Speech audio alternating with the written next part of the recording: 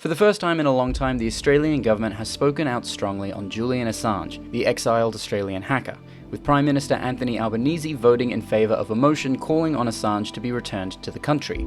Assange has spent over the last decade seeking asylum, spending years in the Ecuadorian embassy in London and Belmarsh prison, after publishing classified information about the US government's actions in Afghanistan and Iraq on WikiLeaks in 2010.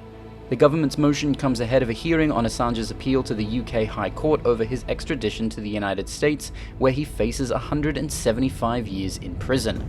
Independent MP Andrew Wilkie put the motion forward in the Australian Parliament, where it received 86 votes in support from the government, crossbench, and a single vote from the opposition as Bridget Archer crossed the floor.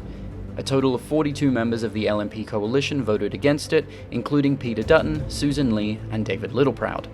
Wilkie said that the matter had gone on long enough, and that by supporting a motion to see Assange returned home, a powerful message had been sent to Washington.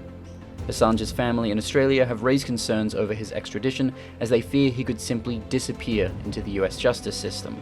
US Secretary of State Antony Blinken says that it's important Australia understands Assange's role in WikiLeaks, arguing that he risks serious harm to US national security. Assange will face the UK High Court next week.